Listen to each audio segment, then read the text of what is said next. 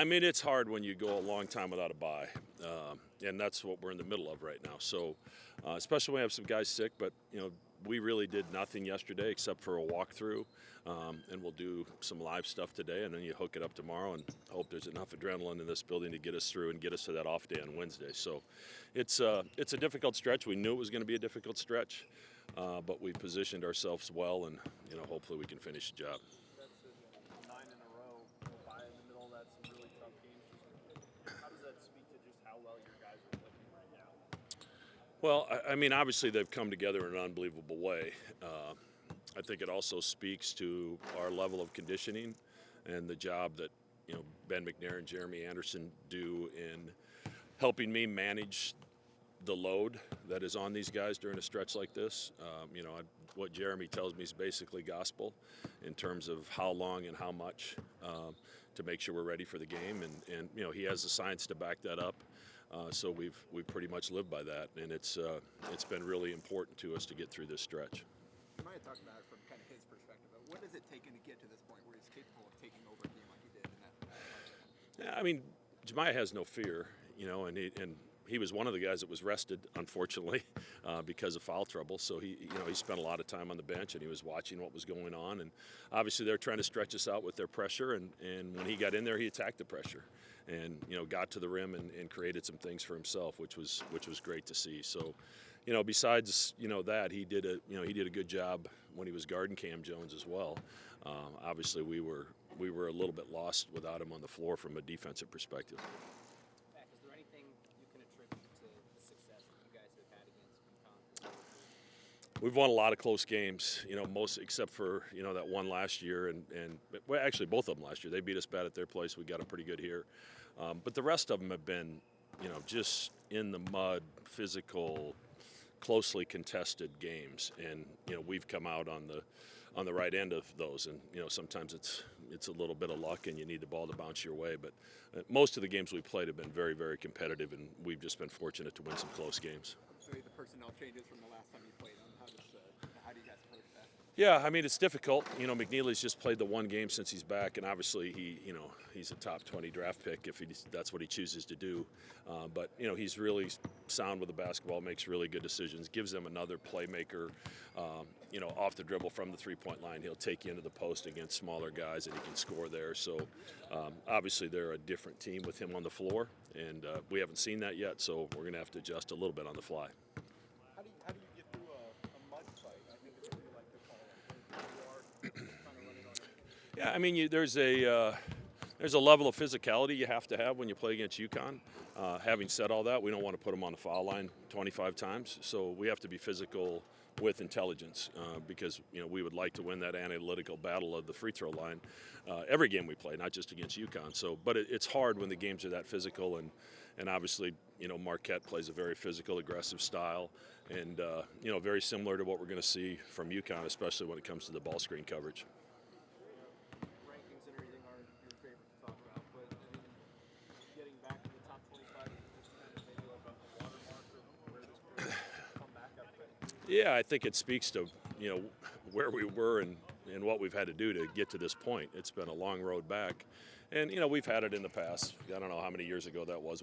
We lost 6 in a row and then kind of dug ourselves out of it. And this year, for different reasons, I think maybe a little bit slower start than we all anticipated or were hoping for.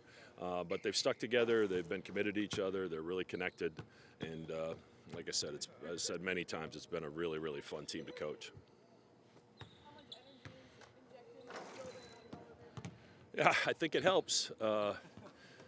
Guys are, usually everybody's pretty much ready to go when the opening tip goes up in the air. So it's always fun, and we've been doing it a long time, and it's a way for us to thank our fans. Our fans have been incredible for us. And Shaka spoke to it the other night after the game. I saw some brief comments that he made about the connection that our crowd has with our team, and that's what makes this community special and this place such a hard place to play.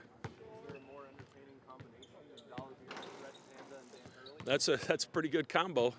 If we could get him up on that bike, that might top it all, but I'm not sure he'll do that.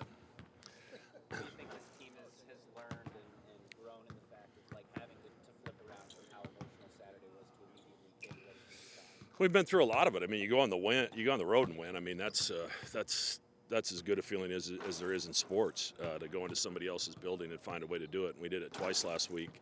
So, and you have to, recalibrate yourself pretty quickly and get back to the present and the moment and understanding, why we won those games. And a lot of it has to do with your preparation. So tomorrow's going to be no different. If we're prepared, it certainly enhances our chances to be successful.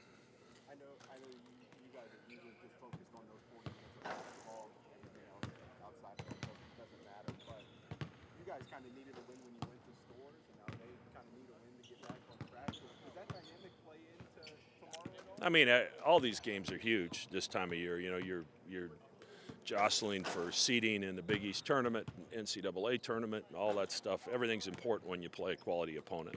So you don't really need any extra motivation. You have to hook it up and you have to be ready and you have to hope you put your best foot forward. Let me bring him over here. Frank.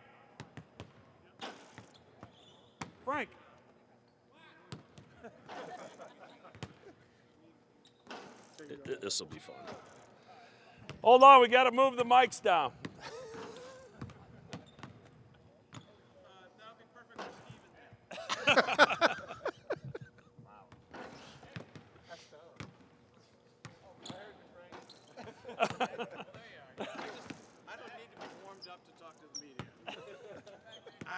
I'm just getting warmed up. This is my guy, Mac. What do you guys need? Well, this is my good friend, and I just thought you'd talk a little bit about the UConn game tomorrow night. Oh, you're setting me up for Dan Hurley to get some of that going? Yeah, I was going to go. Where should I go? Stephen A. Smith. I'm ready to see what's about to happen here. Coach Mac getting the players ready. This is what it's about. Charles Barkley wouldn't know any of the names. I think we're going to have a really great time figuring out what's going on with Kalkberger. He does a really great job. And then Jemiah Neal, I'm ready to see what he's going to do.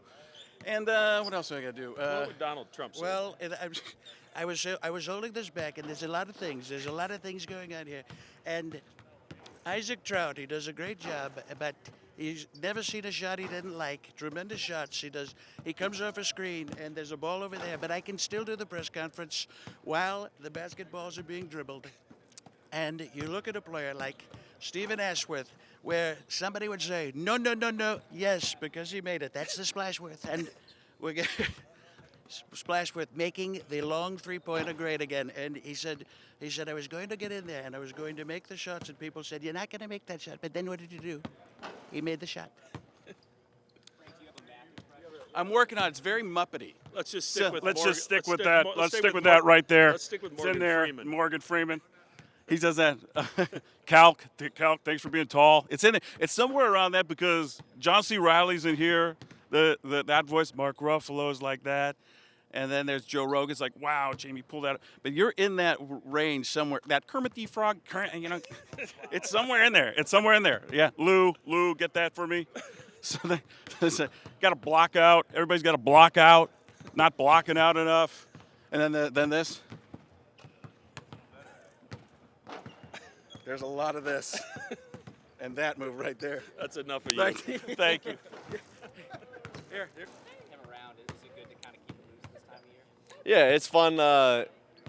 Frank and I have a good relationship. We text back and forth. He's obviously, one of the key elements of the Creighton Blue Jays now, I feel like. And so he's always watching and texting us what he thinks about the game. And he told us that he was coming out a few weeks ago, and so we were looking forward to having him here.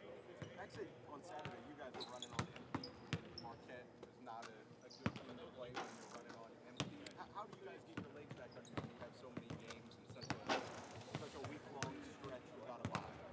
Yeah, a lot of it's just the gauntlet of what the Big East requires of you, and every team's going through it.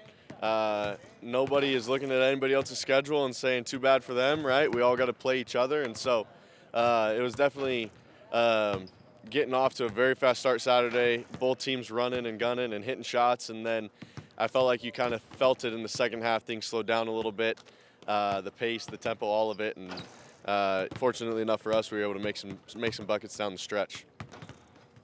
What goes into guarding a guy like Solo Ball, who they run off a ton of screens, a ton of action for? Yeah, very similar to Cam Spencer last year, who was great for them.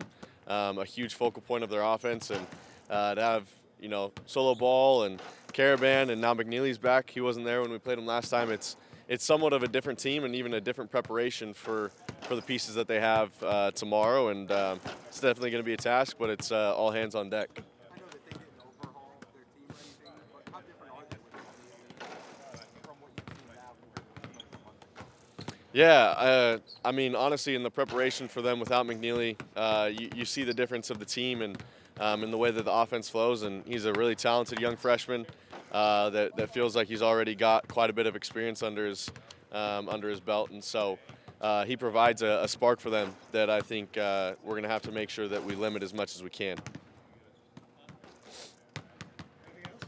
it's become kind of clear this season. You're playing with so much passion. I mean, your three-point celebrations have kind of leveled up a little bit. I have a two-parter. Is this the most fun you've ever had playing basketball, and how important is it to keep the balance of business and just enjoying it? Yeah, this is definitely one of the funnest years of basketball I've ever had. It's something unique and special to be able to have your son watching you play basketball, though he won't ever remember any of this.